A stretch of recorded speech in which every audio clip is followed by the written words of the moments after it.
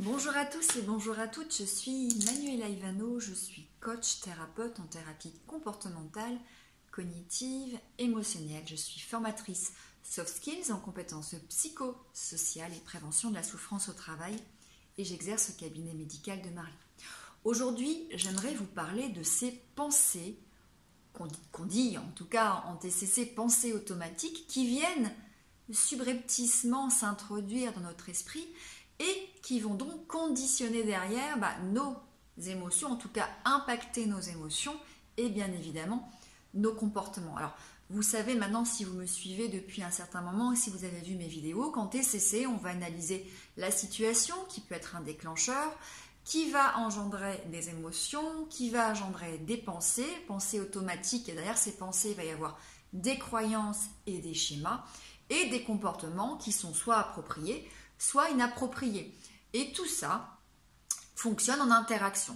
Donc si je vois un chien et que je pense, mon Dieu, un chien, j'ai peur, je vais donc ressentir de la peur, je vais m'enfuir. Si je vois un chien et je me dis, tiens, un chien, il doit être perdu, je ressens de la compassion.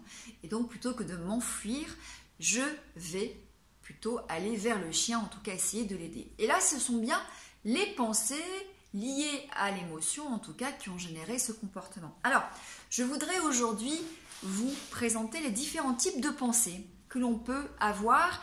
Et l'exercice peut-être pour vous, ça sera de commencer à essayer de repérer ces pensées. Voici les différentes pensées que l'on va retrouver, donc pensées dites automatiques.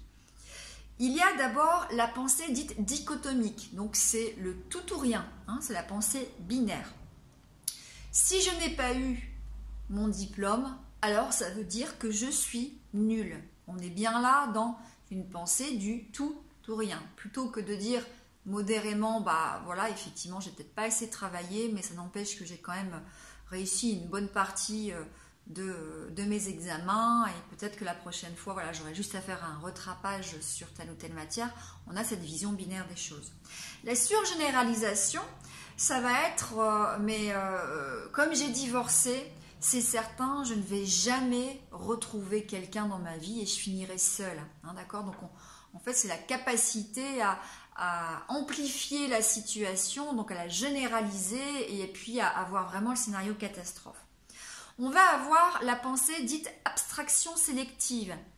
J'ai réussi mon examen, mais j'ai quand même fait beaucoup d'erreurs. Donc, on va effectivement occulter la partie positive pour une partie plus négative. Alors, on pourrait aussi être dans la disqualification du positif. Justement, qui est la prochaine. Disqualification du positif. On m'a dit des choses gentilles, mais en gros, c'est juste pour me faire plaisir. On a valorisé mes compétences, mais je pense qu'on n'avait pas envie de me froisser. Voilà, en fait, c'est vraiment pour me faire plaisir qu'on m'a valorisé. On a ensuite des conclusions hâtives. Cet homme a mis 3 heures ou 3 jours à répondre à mon SMS. C'est certain, il a rencontré quelqu'un d'autre. Ça, c'est ce qu'on appelle des conclusions hâtives. On va avoir l'exagération ou la minimalisation. Si effectivement j'ai eu ce poste, c'est peut-être parce qu'en fait, ils n'avaient personne d'autre de mieux que moi. Donc, on va minimaliser quelque part ses compétences plutôt que de les reconnaître. On va avoir le raisonnement émotionnel. Alors, le raisonnement émotionnel, c'est quand on associe la réalité à son état émotionnel. Je suis désespérée, donc forcément, ça veut dire que rien ne va dans ma vie et que je me sentirai jamais, d'accord, qu'il n'y a pas de solution. On a tout ce qui est les fausses obligations. Alors, les fausses obligations, on va les retrouver quand vous entendez une personne dire « je dois »,« il faut que »,« je dois », plutôt que « j'aimerais » ou « il serait préférable ». Donc, dès que vous vous entendez dire « je dois faire ça », et nous, en thérapie, les thérapeutes, on les entend et souvent, on va les creuser. Quand on entend « il faut que »,« je dois », ce sont des obligations, des injonctions personnelles. Je dois être une bonne personne. Je dois aller chez ma grand-mère toutes les semaines, sinon ça veut dire que je suis une mauvaise petite fille. D'accord ? On a l'étiquetage. L'étiquetage, c'est poser une étiquette non pas sur les autres, mais sur soi. Hein, c'est « je suis nul ». Ça peut être aussi sur les autres. Ça peut être « tous les hommes sont égoïstes », « tous les hommes sont infidèles ».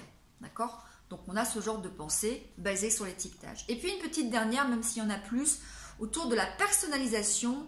Je me sens responsable du divorce de ma fille. Je lui ai donné un mauvais modèle de couple. Elle ne va jamais réussir sa vie. Donc là, on pourrait en plus être dans une généralisation derrière. Hein. On peut avoir des pensées comme ça automatiques qui viennent se greffer les unes aux autres. Alors, ce que je vous invite à faire maintenant que vous savez que les pensées, en tout cas, sous-tendent derrière des croyances, et c'est bien l'objet du thérapeute, c'est d'aller chercher ces croyances, voire d'aller chercher les schémas, que ce soit des schémas cognitifs ou les schémas de Jung, pour ceux que j'accompagne aussi un peu avec les schémas précoces, inadaptés de l'enfance. Mais donc, repérer toutes ces petites pensées. Alors, une pensée automatique n'est pas de la réflexion. Ce n'est pas non plus la solution de problème, de la résolution de problème. Une pensée automatique, c'est en fait une image que vous allez avoir qui va arriver subrepticement, ou ça va être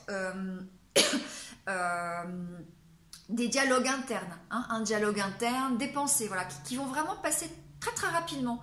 Et tant qu'on n'a pas été formé à la TCC, on ne pose pas son attention sur ces pensées. Donc l'objectif de la thérapie, ça va être de prendre conscience de ces pensées, première chose. Et ça, pour vous aider, en général, moi je donne les tableaux, ce qu'on appelle les tableaux de Beck, hein, avec donc le tableau où on a la situation, les pensées, les émotions, les comportements. Là, vous pouvez déjà vous concentrer sur vos pensées et les noter. De dire, tiens, dans telle situation, j'ai ressenti de la colère, c'est quoi les pensées qui sont arrivées? Et du coup, comment j'ai réagi? Quel comportement j'ai eu? Hein, vraiment de les noter, de les enregistrer. Et puis, une fois qu'on a commencé à apprendre à les repérer, en thérapie, on fait deux choses. Soit on va les rationaliser, ces pensées, parce que bien souvent, elles ne sont pas fondées, elles sont basées sur une perception qui est biaisée, qui est erronée. Donc, soit on va les rationaliser, c'est ce qu'on appelle de la restructuration cognitive. Donc là, on est plutôt dans la deuxième vague des TCC. Soit on va essayer de réorienter l'attention sur autre chose, de faire du stop pensée. Et là, on va être plutôt sur la troisième vague des TCC, où on va se concentrer sur le moment présent pour éviter de penser. Donc ceux qui ont travaillé avec moi, en général, savent bien que je leur fais faire l'exercice de l'ours blanc, pour essayer de ne pas penser à l'ours blanc. Et puis après, on fait du stop pensée. On apprend à faire du stop pensée pour réorienter quelque part son attention sur autre chose que sur ses pensées.